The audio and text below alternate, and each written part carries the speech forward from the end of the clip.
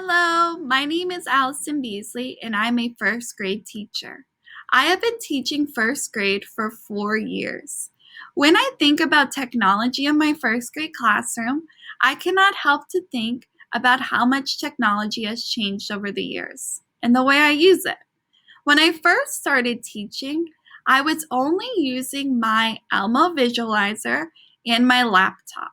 I was using the visualizer to present some PowerPoints, maybe present a couple videos here and there, and really just to blow up or enlarge a worksheet that my students were working on.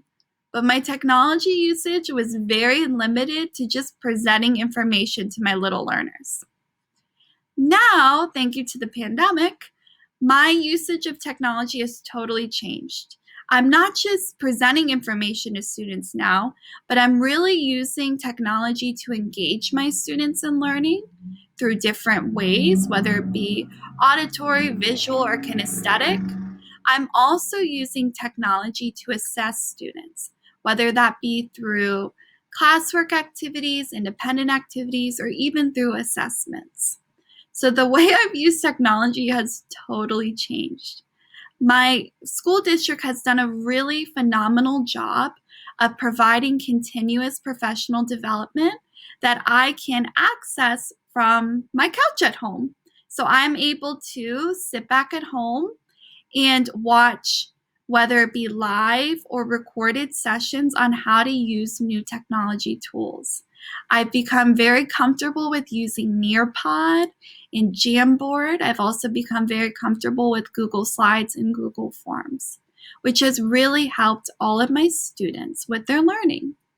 Now, my special education students specifically, I have noticed have benefited from this new type of learning. One way is that in this new online space, I can easily provide extended time for my special education students.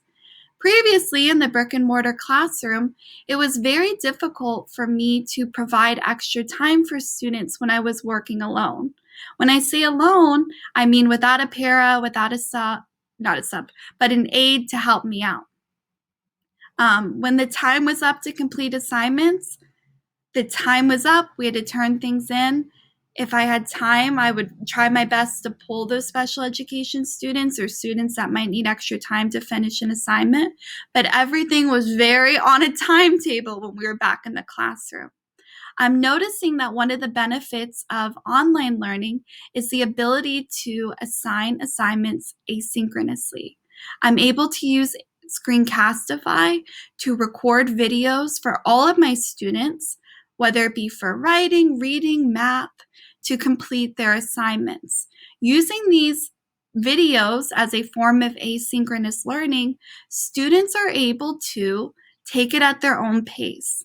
Students can view the video as many times as they need to from start to finish.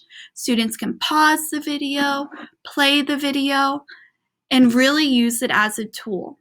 Then I have started implementing some more extended deadlines for students. So I try my very best to give students at least 2 days to complete their assignments. With my special education students, these asynchronous videos and extended deadlines, I've noticed that students are producing higher quality work, which is awesome. Their needs are being met, and I'm really able to see their learning, their knowledge, and where I might need to help them. So asynchronous videos have been awesome. I do one every single day for reading and extended deadlines. I've also noticed that my special education students are really coming out of their shells in this new environment. Some of my students that might have been more quiet or reserved in the normal brick and mortar classroom are really coming out of their shells. These students are excited to interact with their peers in a new online space. So they're not only limited to talking face to face with their peer now, but a lot of my students really enjoy using the chat feature.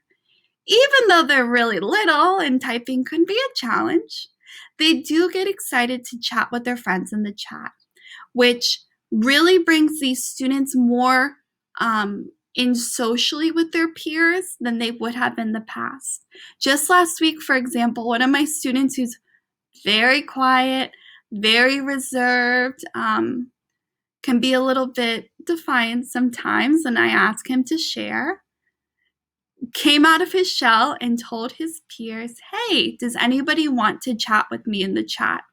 Which was just huge. I was like, what? So the chat feature, just another way for my students to express themselves, has been awesome. Last, when I think about my special education students in technology, I think about the new choices that technology provides for my students.